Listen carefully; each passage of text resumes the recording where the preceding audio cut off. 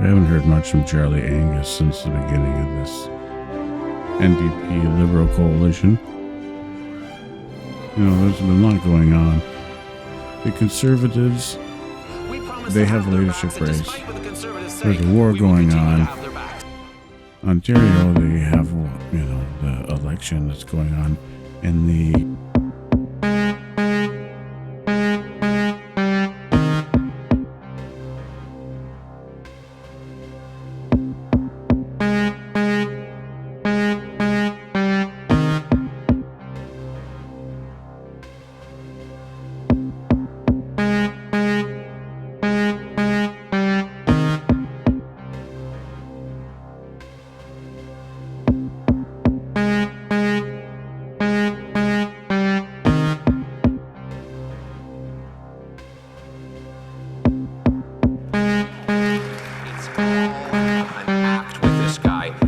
You believe that if he committed me to secrecy and forced me to take an oath of silence, that would somehow close the Beijing police stations here in Canada? Of course not. What we need is a strong law that will allow our police to arrest them. The question is very simple. Why is it that the Americans have been able to shut down the Beijing police stations in their country and arrest the agents involved with them, while in this country, this Prime Minister has been able to do neither? Honourable Prime Minister. Mr. Speaker, any serious politician in this place should understand how the Security of Information Act actually works, particularly someone who has sat in Cabinet and who was Canada's Minister of Elections. But the reality is, if the member opposite doesn't understand how the Security of Information Act works, we would be happy to provide a briefing to him from officials to explain how the Security of Information Act, so he can understand that it would be okay for him to take a briefing on the facts of foreign interference so he could be better informed in his questions and his challenges to government. The reality is... The Honourable Leader of the Opposition. He said I violated the rules of national security. I know exactly what he's up to. And that is why I will continue to do my job, which is Leader of the Opposition, to hold him accountable. I will not be silenced. This is Canada, and in Canada we have the freedom of expression. Thank you. Questions and comments? They put on a big show in here. We've already passed a motion like this, by the way. The government didn't do anything because the NDP kept them in power. And back in committee, they do exactly the same thing. They speak, they go to hold press conferences and act all tough. Back in committee, all they do is give all the procedural support necessary for the Prime Minister to cover it up again. Because he's part of the Trudeau Foundation as well. Conflict of interest, conflict of interest, conflict of interest. Why is it that whenever the best interests of Canadians conflict with the political interests of the Prime Minister always chooses himself?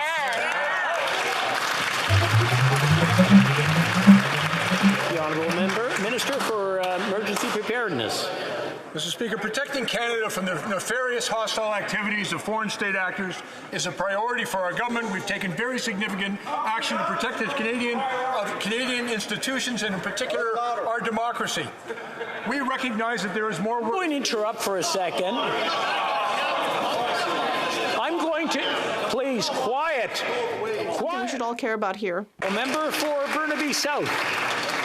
Wildfires are raging across the country. We're seeing forest fires like we've never seen before so early in the season. Regions in the Atlantic are hard hit. The prairies are hard hit. Northern communities, the West. These are forest fires like we've never seen before this early. Communities are hard hit and impacted. What is this government going to do to deal with what might be a record-breaking year for forest fires and the damage that it might have on communities? The Honourable Minister for Emergency Preparedness. I thank the member for an important question. Mr. Speaker, we've seen a very significant number of fires in this country, and in fact 2.7 million hectares of forest have been lost to fires so far this season. We're working very closely with the provincial and territorial partners, and we're making significant investments. But let me also acknowledge that there is a great deal more work to do. The Honourable Member for Burnaby South. Mr. Speaker, we are facing an opioid crisis that has killed a record number of people throughout the country. On the minister's law before he pulls the comments down offline. The Globe and Amateur Hour on C10. Open Media has said the Prime Minister... Mr. Speaker, in response to yesterday's vote where members of Parliament representing a clear majority of Canadian voters demanded that he step down, phony rapporteur David Johnston said he isn't going anywhere. In fact, he said that... I'm just going to, there's some words that kind of the meaning are just not really parliamentary. So I'm going to ask the member to just keep going, but remember that, okay?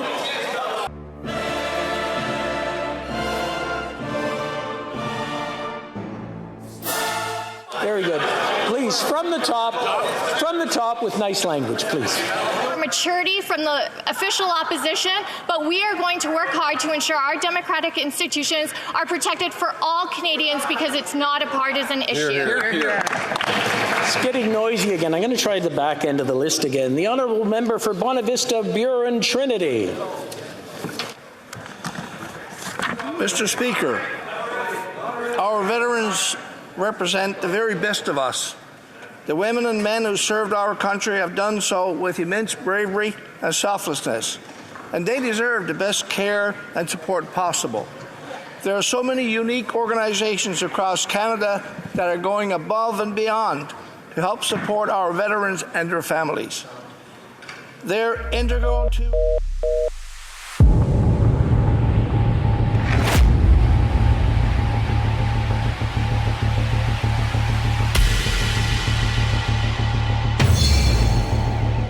Opposition.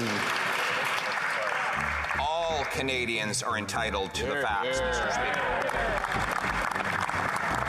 And that's why we want a public inquiry. We know that Beijing gave $140,000 to the Trudeau Foundation. We know that when the scandal broke, he named Mr. Rosenberg to look into it. Rosenberg is with the Trudeau Foundation. When the scandal exploded further, he named Mr. Johnston, also a member of the Trudeau Foundation. And what did he do? He named another judge from the Trudeau Foundation to look into the conflict of interest. Is the Prime Minister afraid of a public inquiry because he's run out of members of the Trudeau Foundation? Mr. Speaker, hiding behind, quote, a veil of ignorance is very characteristic for a leader who has no interest. I'm going to interrupt the Right Honourable Prime Minister. I got some complaints because there were some people shouting from this side when the opposition leader was asking. I'm going to ask the same courtesy from both sides of each other.